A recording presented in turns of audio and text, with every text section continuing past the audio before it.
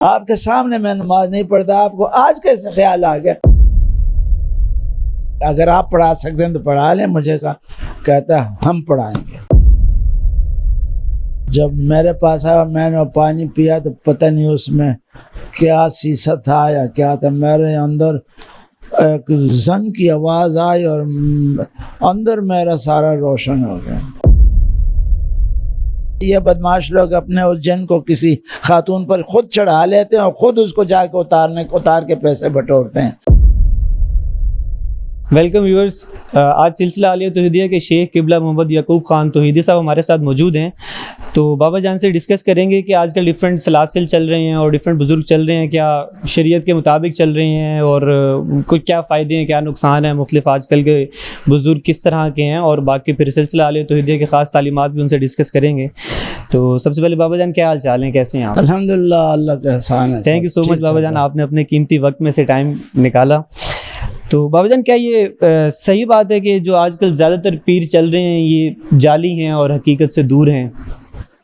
اس میں کوئی شک نہیں ہے۔ یہ تو جو لوگ متلاشی ہیں وہ اگر جائیں اپنے لیے کوئی صحیح پیر چننے کے لیے، دیکھنے کے لیے، تو اور مائنیوٹلی چیک کریں اپنی ضرورت کے مطابق، تو وہ ضرور اس میں نقصان دیکھیں گے اور فیصلہ خود ہی کر پائیں گے کہ یہ صحیح ہے یا غلط ہے۔ ہر جگہ اچھے برے لوگ تو خیر بہرحال ہوتے ہیں، لیکن اکثریت فراڈ ہی ہے۔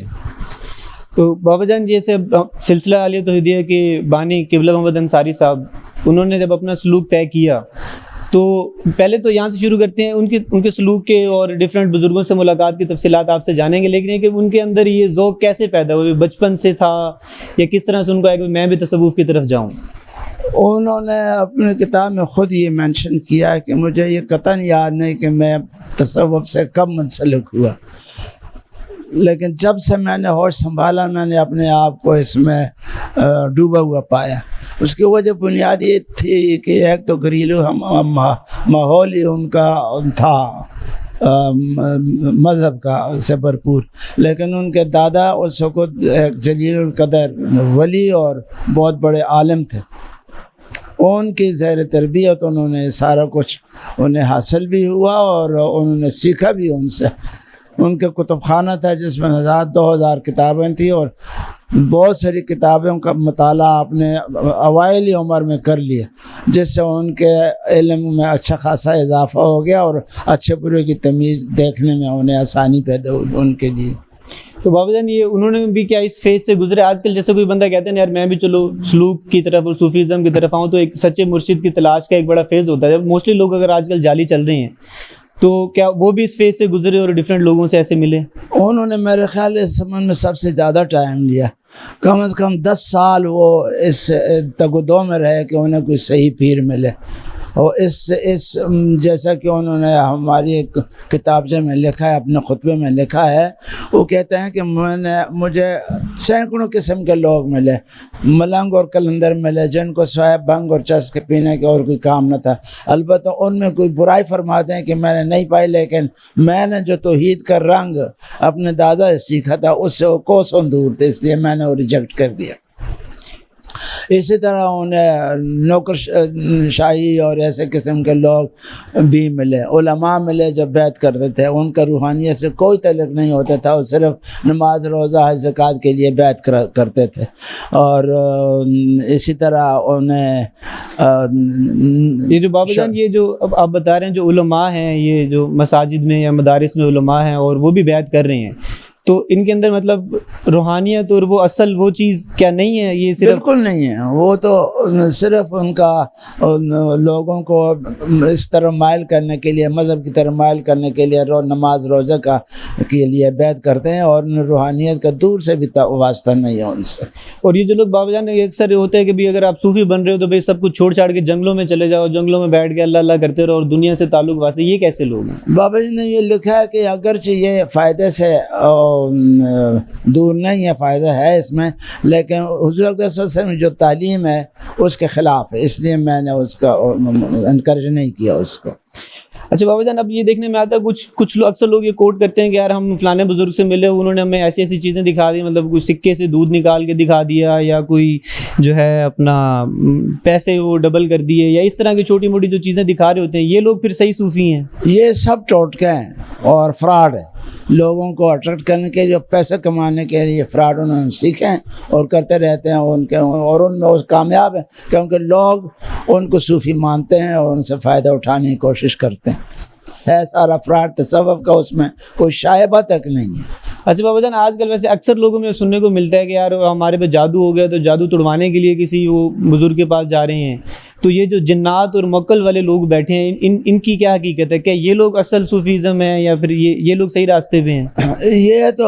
یہ بھی پیسہ پٹورنے والی بات ہے. کسی پر کوئی جادو نہیں ہوتا، نہ جادو حق ہے، لیکن جادو آج کل جادوگر ہیں نہیں، اور اگر ہیں تو وہ ایسا ہر کسی پر حملہ نہیں کر سکتے. رہے جن تو کسی کو کچھ کہتے نہیں. یہ تو انہوں نے خود معمول کسی کو عامل بنایا ہوا، اپنا معمول بنایا ہوا.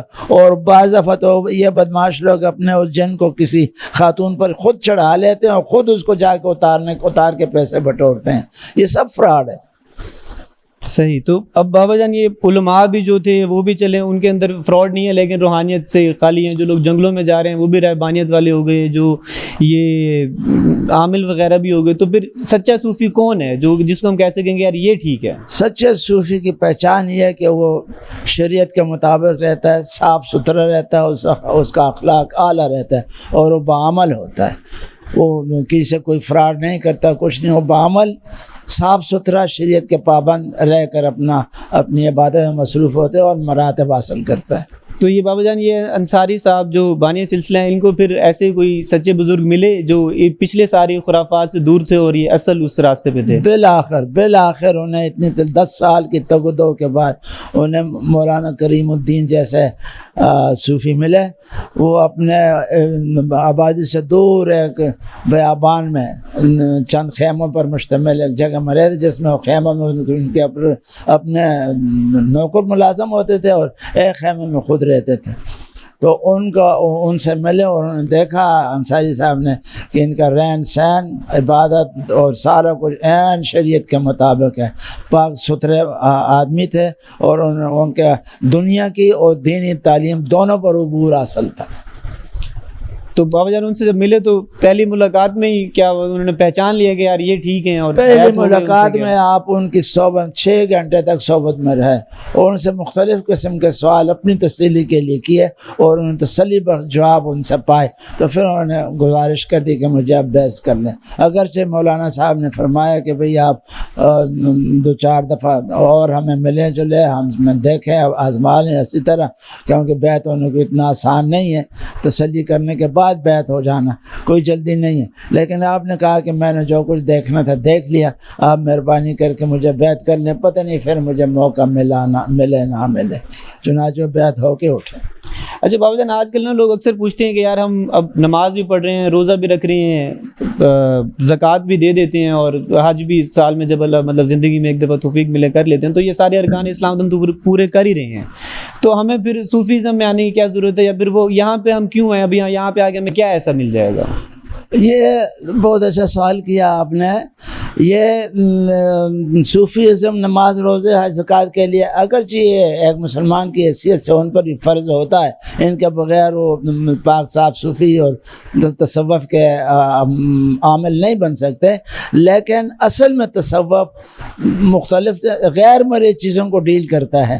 وہ مثلا انصاری صاحب سے ان کے پیر ہونے والے پیر نسوار کے کس لیے بیعت ہو رہے ہیں؟ تو آپ نے جواب دیا کہ میرے 3 خواہشات: نمبر 1 روحانی طاقت، نمبر 2 تزکیہ اخلاق، اور نمبر 3 رؤیت باری تعالیٰ. اب یہ ان 3 سوالوں کے لیے رؤیت باری تعالیٰ بابا جان مطلب اللہ تعالیٰ کا دیدار. اچھا دیدار. یہ اس کے لیے میں بیعت ہوں گا. اگر صرف نماز روزہ کے لیے ہوتا تو کوئی بات ہی نہیں تھی. لیکن یہ تینوں چیزیں آپ اگر دیکھیں تو بڑی سٹرگل اور بڑی تگدو کے بعد حاصل ہونے والی چیزیں، اور یہ غیر مرئی چیزیں ہیں. ان سے نارمل حالت میں ایڈریس ہی نہیں کیے جا سکتے بغیر کسی اچھے رہنما کے، جسے پیر کہتے ہیں. ان کے جو اسٹرگل اور یہ ساری چیزوں کی تفصیل تو آپ سے جانیں گے، لیکن اب یہ جو بات ہے نا کہ اللہ تعالیٰ کو دیکھنے والی، یہ ویورز کے لیے بھی اور میرے لیے بھی ایک بڑی شاکنگ سی بات ہے بھائی. یہ مطلب اسی زندگی میں رہتے ہوئے اسی زندگی میں آپ اللہ تعالیٰ کو دیکھنے کی ان کی خواہش تھی؟ بالکل جناب، اسی زندگی میں ان کو دیکھنے کی خواہش تھی، اسی وجہ سے ان کے پیر صاحب نے انہیں کہا، ہونے والے پیر صاحب نے مولانا کریم الدین احمد رحمۃ اللہ علیہ نے، کہ بھئی 2 چیزیں تو میرے ذریعے سے آپ کو حاصل ہو جائیں گی، آپ کو روحانی طاقت بھی مل جائے گی اور تزکیہ اخلاق بھی ہو جائے گا، لیکن رؤیت باری تعالیٰ مجھ سے آپ کو حاصل نہیں ہوگی، البتہ اللہ تعالیٰ کی معرفت کسی حد تک آپ سے مل جائے. ان کا مقصد زندگی میں ہی تھا دیدار ہونے کا، اور اسی لیے وہ بیعت ہونا چاہتے تھے. تو یہ پھر جب اچھا یہ کریم الدین صاحب نے ان کو بول دیا کہ بھائی رؤیت باری تعالیٰ میرے ذریعے آپ کو نہیں مل سکتا، تو پھر انہیں بعد میں ملی؟ پھر انہوں نے کہا کہ انہوں نے پوچھا کہ یہ میری قسمت میں ہے بھی کہ نہیں، تو انہوں نے تھوڑی دیر مراقبہ کیا اور فرمایا کہ بھئی آپ کے دل میں اللہ نے ایسی چیز پیدا کی ہے کہ جب تک آپ اللہ کو دیکھ نہیں پائیں گے مریں گے نہیں، آپ کو ضرور ملے گا. تو پھر انہوں نے سوال کیا کہ پھر یہ کس کے ذریعے ملا، آپ زندہ ہوں گے اس وقت؟ تو مولانا صاحب نے کہا اس وقت میری تو قبر کی مٹی بھی غائب ہو چکی ہوگی، لیکن آپ کا کوئی مل جائے گا پیر جو جس کی روحانیت جس کی توجہ سے آپ کے اندر وہ چیز اللہ میاں پیدا کر لے گا، پیدا ہو جائے گی، جس سے آپ دیدار باری تعالیٰ کر سکتے ہیں. تو پھر بابا جان یہ پہلے انہوں نے پھر یہ ان کا جو ان مرشد کے ساتھ پھر سلوک طے کیا، پھر اس کے بعد کیسے جب بیعت ہو گئے اور بیعت ہونے کے بعد چلے گئے، تو کبھی کبھی چکر لگاتے تھے ان سے ملنے کے. مسئلہ نے کہا میں سارے 2-3 مرتبہ اس دوران میں 3 سالوں میں انہوں نے ان کا دیا ہوا سلوک طے کر لیا، انہیں روحانیت بھی حاصل ہو گئی، ان کا تزکیہ اخلاق بھی ہو گیا، اور 3-4 جو لطیفے تھے وہ بھی روشن ہو گئے، اور ان کی سیر بھی حاصل ہو گئی. چنانچہ جب آخری مرتبہ ملے تو مولانا صاحب نے بڑا مبارک دی کہ مبارک بھئی آپ نے تو بڑی ترقی کر لی اور آپ کا سلوک طے ہو گیا ہے، اور انہیں پھر پروانہ دے دیا بیعت کرنے کا، لیکن یہ ہدایت دی کہ جب تک عمر 40 سال کی نہیں ہو جائے آپ بیعت نہیں کریں گے. تو وہ سلوک طے کر دیا انہوں نے. پھر اس کے بعد انہوں نے مزید قادریہ سلسلے کا سلوک طے کیا دیکھنے کے لیے، لیکن وہ پھر اس غرض سے نہیں کہ میں کچھ سیکھوں. چشتیہ کا ہے بابا جان یا چشتیہ کا بھی قادریہ کا بھی، دونوں اور بھی طے کیا انہوں نے. اور اس میں سے ان میں فرماتے ہیں کہ میری طبیعت میں بڑی لطافت آئی اور بڑی طبیعت اچھی ہوئی میری، ان سے مزید گروم ہو گئی. تو یہ بابا جان پہلے بزرگ جو تھے کریم الدین صاحب وہ نقش بندیہ کے تھے، وہ نقش بندیہ سے، پھر قادریہ کا سلوک طے کیا، پھر چشتیہ کا، مطلب پہلے چشتیہ کا کیا، پہلے چشتیہ کا پھر چشتیہ کیا، پھر قادریہ کا. 3 سلاسل کا سلوک طے کرنے کے بعد پھر انہیں اللہ تعالیٰ کا دیدار ہوا؟ اور نہیں، وہ بہت بعد میں ہوا. اچھا، وہ بابا جان وہ کیسے ہوا؟ اس کی وہ ان کے ذریعے کس سے بھی نہیں. وہ ایک ویسے بزرگ جیسا کہ ان کے دادا نے انہیں خواب میں بتایا تھا، پھر مولانا کریم الدین احمد نے بتایا کہ بھئی آپ کو ایک بزرگ ملیں گے جو آپ کے دوست ہوں گے، ان کے ذریعے سے آپ کو یہ اللہ تبارک تعالیٰ کا دیدار نصیب ہوگا. تو وہ کون سے بزرگ؟ وہ بزرگ مولانا صاحب بابا جی کو تو مولانا عبداللہ ان کے دادا جی نے ان کا نام بھی بتا دیا تھا، رسالدار محمد حنیف خان. تو کہتے ہیں میں نے اسی وقت خواب میں یہ نام سنا اور اپنی ڈائری میں لکھ کے رکھ دیا، تو اس کے بعد مجھے سکون سا ہو گیا. صحیح. اور ایک مدت کے بعد جب میں شملے میں اپنا مترجم کی حیثیت سے کام کر رہا تھا آرمی میں، تو وہاں پر ایک دن کہتے ہیں دوپہر کا وقت تھا، ایک دکان تھی جہاں سپورٹس کی اشیاء ملتی تھی. میں وہاں بیٹھا ہوا تھا کہ 2-3 لوگ رسالدار قسم کے لوگ وہاں آ گئے، ایک وہاں بیٹھے اور گپ شپ ہنگامہ شروع کر دیا. تو باقی 2 تو بیٹھ گئے، تیسرا دن اچھا یار میں نماز پڑھا ہوں، وہ چلے گیا مسجد میں. تو کہتے ہیں میں نے دیکھا ہم 3-4 آدمی یہاں 5 ہیں، ہم میں سے اور کسی کو بھی خیال نہیں ہے، صرف ایک آدمی کو خیال ہے کہ نماز بھی پڑھنی ہے. تو اس میں سے جو اس کے دوست نے کہا کہ بھائی ان کا کیا کہنا، ان کا تو روٹین ہی ہے، ایک انسان نہیں جن ہے. میں نے کہا بھائی کیا ہے اس میں خاص بات؟ کہتے ہیں یہ اب جائیں گے سو جائیں گے. اور مغرب سے اتنی دیر پہلے اٹھیں گے عصر کی نماز پڑھ لیں, صحیح, پھر بس چلے جائیں گے مسجد اور وہیں نماز پڑھیں گے مغرب کی, اور وہیں عشاء کی نماز, اور پھر اپنے گھر یا ادھر ہی ارد گرد ان سے لوگ ملنے جلنے کے لیے آئیں گے, یہ بیٹھ رہیں گے اور گپیں مارتے رہیں گے, مٹھائیاں اڑتی رہیں گی, بھائی یہ کھیل کود ان کے لگے رہے گا. رات کو 10 11 12 بج جائیں گے تو اس وقت پھر کہیں گے بس بھائی اب ختم. اس وقت لوگ تو چلے گئے, یہ وضو بنائیں گے, اللہ اکبر, نماز نہیں دیں گے, صبح تک فارغ نہیں ہوں گے, نماز ہی پڑھتے رہیں گے اور ذکر ہی کرتے رہیں گے. تو کہتے ہیں میں نے کہا بھائی تم لوگ ایسا کہ یہ تو ولی اللہ معلوم ہوتے ہیں, کہ انہوں نے کہا ہم نہیں سمجھتے کہ ولی اللہ کون ہے یہ کیا, لیکن ہے یہ ایسے ہی, میں روم میٹ ہوں اس کو اور میرے ساتھ رہتا ہے ایسے ہی کرتا ہے. تو میں نے کہا جس کا نام کیا ہے, تو انہوں نے کہا جی یہ محمد حنیف خان ہے. کہتے ہیں یہ نام میں نے سنا تو زن کر کے آواز میرے کھوپڑی میں ہوئی, اور آواز ایک پیدا انگوٹھ سے جا کے نکلی. میں نے کہا یار یہ تو وہی ہے.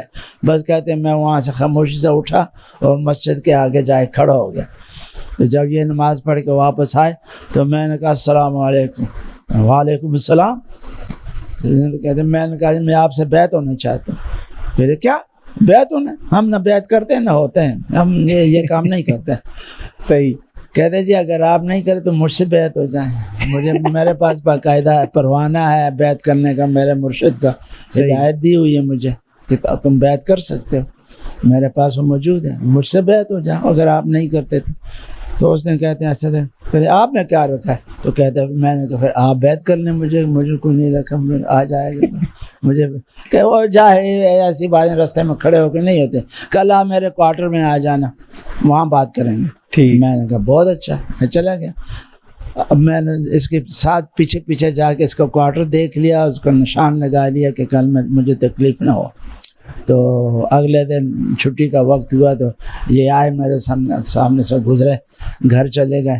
گھر بیٹھے یہ نوکر نے بوٹوں کے تسمے وغیرہ کھولنا شروع کیے, تو میں پیچھے سے آیا تو ابھی میں خاص دروازے کے باہر تھا, کہنا تو میرے سامنے آ جاؤ. آواز آئی, مجھے میری طرف دیکھا بغیر. صحیح. کہتے میں نے کہا مجھے پتہ ہے آپ کو پیچھے سے بھی نظر آتا ہے, میں آ ہی نہ ہوں. تو وہ کرسی لے کے بیٹھ جاؤ. کس لیے آئے تھے آپ, کل کیا چاہے؟ میں بیعت ہونا ہے آپ سے. کہتے ہیں میں تو بیعت نہیں کرتا. تو کہیں پھر مجھ سے بیعت ہو جائیں.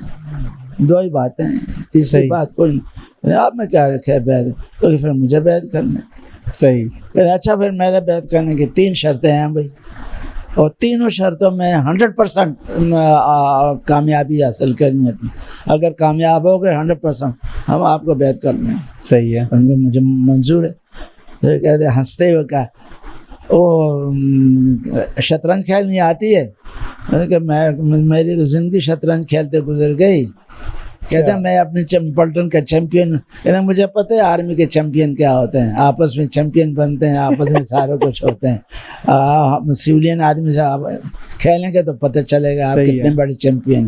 انہوں نے کہا اچھا یہ بات ہے, لے آؤ بھائی. نوکر سے کہا لے آؤ, بساط پہ چھاؤ ادھر. اچھا تو انہوں نے کھیل شروع کی. کہتے ہیں میں دیکھتا رہا اس کی چال, خاموشی سے دیکھتا رہا, وہ چال چلتے رہے, میں بس ٹال مٹول کرتا رہا. میں کہتے ہیں جیت گیا. کہتے ہیں ہاتھ ہماری تالی کی, واہ چلو تم تو ہار گئے, اب جاؤ مزے کرو. یہ رسالدار صاحب جیت گئے پہلے. ہاں رسالدار جیت گئے. تو انہوں نے کہا آپ کو شطرنج کے اصولوں کا پتہ ہے نا؟ میرے خیال ہے آپ کھلاڑی ہیں. شطرنج کے اصول ہیں کہ 3 گیمیں ہوتی ہیں, بیسٹ آف 3 ہے. انہوں نے کہا بیسٹ آف 3 کریں, آپ کھیلیں پھر دوسرے گیم کھیلیں. تو مجھ میں جیت گئے تو میں چھٹی کر جاؤں گا, چلے جاؤں. صحیح ہے. اور اگر میں جیت گیا تو پھر آپ کو ہار ماننی پڑے گی. کہا چلو ٹھیک ہے. دوسری پہ بچھائی تو میں جیت گیا, تیسری پہ بچھائی تو میں جیت گیا, فائنل بھی جیت گیا, فائنل میں جیت گیا. پہلی شرط پوری کر لی. تو میں نے کہا ہاں بھائی آپ جیتے. نمبر 100% کہنے ہاتھ, کہ میں نے ہاتھ آئے کیا, لو ہاتھ میں لاؤ, چلو ٹس ایسا کرو کہ ہو گیا. چلو ہو گیا. کہتا آپ نے غالب کا وہ شعر پڑھا ہے؟ کون سا شعر؟ کہیں نقش فریادی ہے کس کی شوخی ہے تحریر کا, کاغذی ہے پیرہن ہر پہ کرے تصویر کا. کہتے ہیں غالب کو میں جانتا ہوں, آپ کو کیا پتہ ہے؟ اچھا انصاری صاحب کا. غالب دلی کا رہنے والا ہے, میں دلی میں رہتا ہوں, ہم اکٹھے جمتے ہیں, پڑھتے رہے ہیں. جتنا میں جانتے ہوں غالب کو آپ نہیں جانتے. کہتے ہیں میں نے جو اس شعر کی نا کلیریفیکیشن سنایا تو آش کر کے بھائی واہ تم نے تو کمال کر دیا. میں نے کہا اللہ ہاتھ میں لا, 100% مارکس. دوسری شرط یہ نہیں یہ غالب کی تھی کہ بھائی غالب کو آپ اچھے سے جانتے ہیں یا نہیں, یہ شعر اچھا شعر بتانا تھا. اس شعر کا مقصد کیا ہے؟ اچھا شعر کی تشریح دی. ہاں شعر کی تشریح کرنی تھی. کہتے میں نے ایسی تشریح کی کہ وہ حیران رہ گئے کہ بھائی ایسی تو مجھے بھی نہیں. کہتے میں نے کہا تھا آپ سے کہ شعر غالب کو میں جانتا ہوں, آپ نہیں جانتے. بابا جان ویسے میرے تو سر کے اوپر سے ہی گیا یہ شعر, اتنا مشکل ہے. یہ ہے سراسر صوفیانہ شعر ہے, ہر کسی کو پتہ نہیں. چنانچہ اس نے کہنا اچھا کہ لاؤ جی تیسری شرط لاؤ بابا. کہنا عشق کیا ہے؟ کہتا ہے عشق نے 3 سال میٹرک میں فیل کیا ہے اور زندگی ساری اسی دوارے کے چکر لگاتے گزر گئی اور مزید گزر رہی. اس نے کہتے ہیں کیا مراقبہ کیا, یار واقعی آپ تو بڑے چھپے رستم ہے. کہتا ہے میں نے کہا ہاتھ لگا, تیسری شرط پوری ہوگی. کہتے ہیں پوری ہوگی. کہنا ٹھیک ہے بس, اب میں پیر ویر تو نہیں ہوں, میں وہ بیعت ویعت نہیں کرتا, لیکن تم سے میری دوستی ہوگی. جا دوستی کر لی, دوستی کر. اور پھر آخر ہوتا ہے دوست کہنا مجھے یاد آیا کہ میرے دادا جی نے کہا تھا کہ آپ کو ایک دوست ملا کہ جس کی وساطت سے آپ کو دیدار باری تعالیٰ ہوگا, آپ کے رائے نے. چنانچہ اس نے جب یہ کہا کہ ہم دوستی کرتے, میں نے کہا مجھے منظور, دوستی ہوگی. بابا جان پھر یہ کیسے آگے کیسے طے ہوا؟ انہوں نے پھر بتایا بھی آپ یہ ذکر اذکار کریں یا پھر یہ معاملات کریں؟ کچھ بھی نہیں بتایا. پتہ نہیں کتنے سال گزر گئے, انہوں نے کچھ بتایا نہ کچھ کہا کہ تم یہ کرو نہ کیا. بس آتے تھے گپ شپ لگاتے تھے اور سارے لوگ ان کے گرد بیٹھے رہتے, اور کئی لوگوں کے کام ایسے چٹکی میں ہوتے تھے اور میں بیٹھا الو بنا رہتا تھا, میں کچھ نہیں کہتا تھا. کہتے ہیں ایک دن مغرب کا وقت آیا تو یہ مسجد میں تھے, مسجد کے 7 جگہ تھی, میں بیٹھا تھا وہاں, اپنا میرا کوارٹر تھا مسجد کے کنارے. تو کہتے ہیں عبدالحکیم آپ نماز کیوں نہیں پڑھتے؟ کہتے ہیں میں ہنس دیا کہ واہ بھائی واہ, میرے دوست صاحب کو اتنے سال بعد خیال آیا کہ میں نماز نہیں پڑھتا. سبحان اللہ, آپ کے سامنے میں نماز نہیں پڑھتا, آپ کو آج کیسے خیال آ گیا؟ کہتے ہیں چلو بتاؤ کیوں نہیں پڑھے. اب کہتے ہیں میں نے کہا کہ میں جس وقت نماز پڑھتا تھا نا, میرے سامنے اللہ ہوتا تھا. صحیح. اب جب میں نماز پڑھتا ہوں میرے سامنے دیواریں ہوتی, میں بت پرست نہیں ہوں, میں دیواروں کو سجدہ نہیں کر سکتا, اس لیے نہیں پڑھتا. پہلے مطلب جب انہوں نے شروع میں سلوک طے کیے تھے, نقش بندی اور وہ باقی, تب یعنی کہ حضوری کی کیفیت تھی. مجھے سارا کچھ اچھا, میں نماز میں مگن رہتا تھا, صحیح نماز پڑھتا. اب مجھ سے وہ نماز نہیں پڑھی جاتی تو میں بت پرستی نہیں کر سکتا. صحیح. کہتا ہے اچھا تو ہم اگر آپ پڑھا سکتے ہیں تو پڑھا لیں مجھے. کہتا ہے ہم پڑھائیں گے, ٹھیک ہے. اب کہتا ہے گئے اٹھ کے مسجد اور وہاں سے آواز دی, عبدالحکیم نماز ہو رہی ہے, آ جاؤ میں نماز پڑھا رہا ہوں. صحیح. تو یہ کہتا ہے میں جلدی اٹھا, مجھے پتا تھا کہ رسالدار جب ایسا کہتا ہے تو کام کر لیتا ہے, کام ہو جاتا ہے, کام ہو جاتا ہے. کہتے میں اٹھا, جلدی وضو کیا, گیا, کہ یہاں میرے پیچھے کھڑے ہو جاؤ. صحیح. میں پیچھے کھڑا ہو گیا تو پہلے ان لوگوں سے پوچھا کہ آج نماز میں پڑھا دوں, تو انہوں نے کہا جی ہم تو منتیں کرتے رہتے ہیں, آپ پڑھاتے ہی نہیں ہیں, تو آج اگر آپ نے خود کہہ دیا تو پڑھا لیں. کہتے وہ آگے ہوا اور پھر مجھے کہا میرے پیچھے کھڑے ہو جائیں. صحیح. کہتا نماز پڑھائی تو مزہ آ گیا. تو سلام پھیرنے کے بعد دعا کی تو مجھے دیکھا, ابھی نماز ہو گئی تمہاری؟ میں نے کہا بالکل ہو گئی. کہتے بس پھر پڑھا کرو, اب جو نماز مت چھوڑنا. بس یہ کام انہوں نے آخری کیا. پھر کیا اور پھر خاموشی ہو گئی اور پھر بھی کچھ نہیں کیا. بس نمازیں پھر شروع ہو گئی. پھر نمازیں شروع ہو گئی اور پھر ساتھ اب کہتے ہیں میں نے وہ ذکر بھی کرنا شروع کر دیا جو مولانا کریم الدین کے زمانے کے. تو کچھ دنوں کے بعد ملے تو کہا بڑا رنگ چڑھایا ہوا ہے, کیا کرتے ہو آج کل؟ صحیح. میں نے کہا آپ نے تو کچھ بتایا نہیں. تو میں اپنے پیر صاحب نے جو بتایا تھا عمل وہ کرتے, کہتے بہت اچھا کرتے رہو. کچھ دن بعد کہتے ہیں اس طرح محفل جمی ہوئی تھی, سب لوگ بیٹھے ہوئے تھے, تو بات چیت کرتے کرتے گلاس پانی کا اٹھایا, اسے دم کیا اور ایسے ہاتھ کیا تو وہ راستے میں ایک دوسرا نام بھی اس کا لکھا، مجھے یاد نہیں کہ اس نے گلاس کو ہاتھ لگایا تو اسے ایک تھپڑ لگا کہ تمہارا نہیں ہے، یہ ان کا حصہ ہے. انہوں کہتے ہیں مجھے دے دیا. جب میرے پاس آیا میں نے پانی پیا تو پتہ نہیں اس میں کیا سیسا تھا یا کیا تھا، میرے اندر ایک زن کی آواز آئی اور اندر میرا سارا روشن ہو گیا اور میں بے ہوش ہونے کے قابل ہو گیا. اتنا پتہ نہیں اس میں کیا چیز بھری ہوئی تھی، انہوں نے وہ مجھے دے دی اور پھر بولے بھی نہیں، کچھ کہا بھی نہیں. کہتے ہیں میں اس کے بعد خود ہی پھر میرا پھر سلوک کہتے ہیں راکٹ سے بھی زیادہ تیزی سے چلنا. صحیح. اور میں بالآخر اللہ میں نے 1956 میں 60 سال کی عمر میں پھر دیدار باری تعالیٰ ہوا. صحیح. اچھا بابا جان یہ تھوڑی سی کلیئرٹی دے دیں، 60 سال کی عمر میں انصاری صاحب کو دیدار باری تعالیٰ ہوا ہے، تو یہ دیدار کیا کوئی مطلب ظاہری آنکھوں سے ہوتا ہے، اللہ تعالیٰ ایسے مل جاتے ہیں یا یہ ظاہری باتوں سے، ظاہری آنکھوں سے دیدار ظاہری آنکھوں سے نہیں ہوتا؟ اس کا ثبوت تو یہ ہے کہ جب موسیٰ علیہ السلام کو خود دکھانا تھا اللہ نے تو وہ آگ کا شعلہ کر کے سامنے آ گیا، کہا میں تمہارا رب ہوں. یہی قرآن کے الفاظ ہیں نا، میں تمہارا رب ہوں.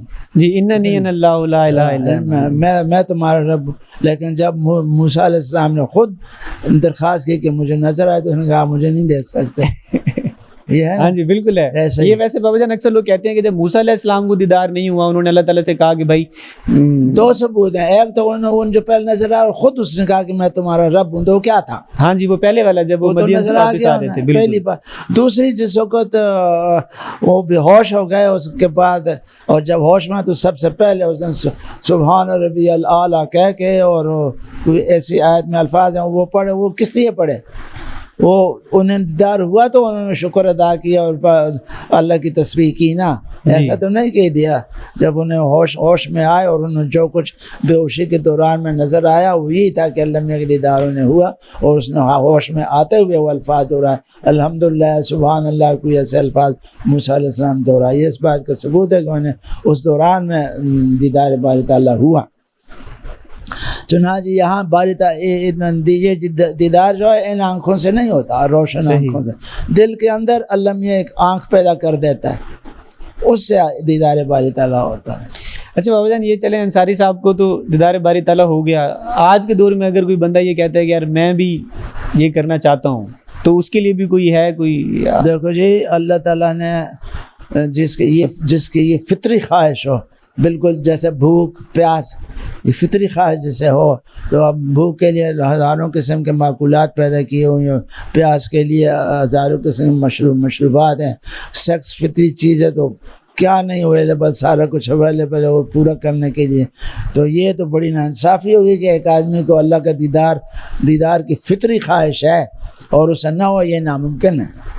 اللہ میاں اتنا ظالم نہیں ہے کہ اس کو اندر وہ چیز تو پیدا کر دی کہ وہ میرے دیکھنے کی تمنا کرے لیکن اس کے سامنے نہ، یہ ناممکن ہے. ضرور آتا ہے، البتہ اس کے لیے جو ضروریات ہیں اس کے لیے محنت کرنی پڑتی ہے، وہ اور اچھی خاصی محنت کرنی پڑتی ہے. بھاگ دوڑ، ذکر اذکار، تزکیہ اخلاق، تزکیہ نفس، اس سارا کچھ کرنا پڑتا ہے. اس کے بعد جا کے میسر ہوتی ہے کہ وہ زندگی میں ہوتی ہے، اللہ میاں دیتا ہے. صحیح. اچھا بابا جان اب یہ انصاری صاحب نے تو چلیں اللہ تعالیٰ کے دیدار کر لیا، اب جیسے یہ بانی سلسلہ ہیں انہوں نے سلسلہ بنایا ہے، تو کیا یہی آپشن جو باقی سلسلے کے لوگ جو اس سلسلے کو جوائن کر رہے ہیں ان کے لیے بھی کیا یہ ہے کہ وہ بھی کر سکتے ہیں یا ان کا کیا ٹارگٹ ہے؟ یا ہمارے سلسلے کے جتنے لوگ بھی بیعت ہو رہے ہیں وہ ان تینوں چیزوں کے لیے بیعت ہوتے ہیں، اور انصاری صاحب کا دعویٰ ہے کہ انہیں ملے گا بشرطے کہ جو تعلیم میں نے دی اس پر عمل کریں. اب یہ ضروری اس لیے نہیں ہے کہ یہ ہے محض وہ بھی جذبہ ہے، اللہ تعالیٰ کی مرضی کے بغیر نہیں ہو سکتا. اگر اللہ تعالیٰ کی مرضی ہو تو زندگی میں ہو جائے گا، ورنہ مرنے کے بعد ان کا انجام علم کے گود کے علاوہ کہیں نہیں ہوگا. سیدھے علم کے گود میں جائیں گے اور وہاں دیدار ہو جائے گا. کیونکہ یہ من یؤت الحکمت فقد اوتی خیرا کثیرا وما یذکر الا اولو الالباب. اللہ تعالیٰ نے قرآن میں خود ہی فیصلہ کر لیا کہ اللہ جس کو حکمت عطا کرتا ہے تو وہ بڑی خیر کثیر عطا کرتا ہے، لیکن وہ میسر صرف ان لوگوں کو ہوتا ہے جو اولو الالباب ہیں. صحیح. اولو الالباب کا مطلب آپ دانش مند سمجھ لیں، کہ جو دانش مند ہے صرف اسے ہی ہوگا. تفریق اللہ نے خود ہی پیدا کر دی کہ ہر کسی کو نہیں ہوگا، جس کو میں چاہوں گا دوں گا. صحیح. اچھا بابا جان، اس میں اب یہ ایک آتے ہیں نا، اب جیسے انصاری صاحب نے اللہ تعالیٰ کا دیدار کیا ہے تو میرا خیال ہے لوگوں نے ان سے پوچھا ہوگا، بڑی ایک کیوروسٹی والی بات ہے، ہر بندہ چاہتا ہے یار اللہ تعالیٰ کی ذات کیسی ہے. تو کیا ان سے بھی کسی نے پوچھا کہ یار آپ نے اللہ تعالیٰ کو دیکھا، اللہ تعالیٰ کیسا ہے؟ نہیں، وہ یہ ایسی باتیں غیر مرئی باتیں، ان کو ایکسپلین نہیں کیا جا سکتا. آپ یہ تو بہت بڑی بات ہے، معمولی سی بات بھی آپ روحانی طور سے جو دیکھتے ہیں آپ اسے بھی ایکسپلین نہیں کر سکتے. بہرحال یہ اتنا کہہ دینا کہ میں دیدار کر لیا یہ کافی، انہوں نے اور مزید کچھ نہیں بتایا کہ کیسا ہوتا ہے، کہ وہ ایسی کوئی بات نہیں ہے. اچھا بابا جان، اب یہ اس میں ہم نے سنا ہے جیسے وہ ایک کیلے کے پودے کی مثال دیتی ہیں کہ یار وہ ہے، وہ کیا بات ہے؟ وہ دیدار اپنا رسالدار صاحب سے عام بیٹھے محفل میں انہوں نے سوال کیا تھا کہ اللہ میاں کیسے ہیں؟ تو اللہ کیلے کے درخت کی طرح ہیں. وہ کیسے؟ کہنے آپ دیکھیں جا کے، کیلے کا ایک چھلکا ہوتا ہے، یہ دوسرا ہوگا، دوسرا ہے، تیسرا، کرتے کرتے کرتے جب آخری چھلکا ہٹے گا تو کچھ بھی نہیں ہوگا. ایسا ہی ہے، اللہ میں کو ڈھونڈو جب سارے پردے ہٹیں گے تو آگے کچھ بھی نہیں ہوگا. اب تمہاری مرضی ہے، مانو چاہے نہ مانو. اچھا بابا جان، اب جیسے ہم شروع میں گفتگو کر رہے تھے کہ یہ جو ڈفرینٹ آج کل کے بزرگ ایسے ہیں جو کرامتیں دکھا رہے ہیں لوگوں کو، ایسے ہی مختلف شعبے دکھا کے مطلب ان کو اپنی طرف مائل کر رہے ہیں، تو ان لوگوں سے کیا بالکل دور رہنا چاہیے؟ ان لوگوں سے دور رہنا چاہیے. یہ شیطان ان کے ساتھ ہوتا ہے، شیطان ان کی باتوں لوگوں کو گمراہ کر سکتے ہیں. ان کے ہاتھوں میں کچھ بھی نہیں. کچھ لوگ بابا جان ایسے شارٹ کٹ کا بھی کہتے ہیں یار اب ہمارے پاس ہو، ہم ایک نظر میں آپ کا کام کر دیں گے. جھوٹ ہے، سب جھوٹ ہے. ایک نظر میں نہیں ہوتا، یہ نہیں ہوتا، یہ آسان کام نہیں. اللہ کا دیدار، اللہ کی آپ کسی کا دل جاری کر لیں اللہ اللہ کرنے پر، اللہ اللہ کرنے پر یہ بہت بڑی بات ہے، لیکن اللہ کا دیدار نہیں ہے. تو اس کے وہ عبادت کرنے شروع ہو جاتے ہیں، ابتدا ہوتی ہے اس بات کی چلو بھائی اللہ کے دیدار ہو جائے گا. وہ اللہ اللہ کرنے شروع کر لیتے، اس کا دل ذاکر ہو جاتا ہے. اس کے تحت باقی چیزیں، تزکیہ نفس، تزکیہ اخلاق، یہ سارا کرنے کے بعد جائے کہیں مدت دراز کے بعد اللہ چاہتے ہیں تو پھر خود سامنے آتا ہے. ایسا نہیں ہوتا.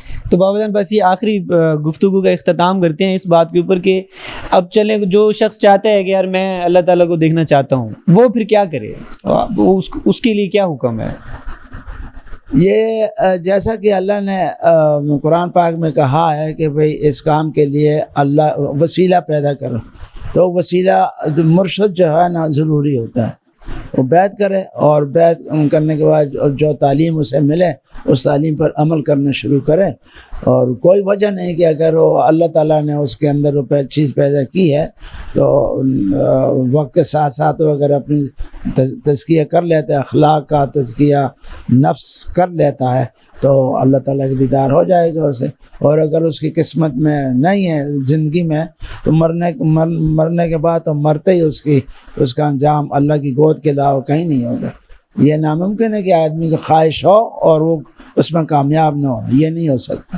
یہ اور خواہش ہو اور اس کے یہ اپنی تگ و دو بھی کر رہا ہو، وہ مایوس ہو جائے، نامراد رہے، یہ نہیں ہو سکتا. اللہ میاں ایسا ظلم نہیں کرتا. چلیں بابا جان بہت بہت شکریہ اپنے قیمتی وقت میں سے ٹائم دینے کا. آج کی نشست کا جزاک اللہ جی، بڑی مہربانی، بڑی نوازش. Thank you so much.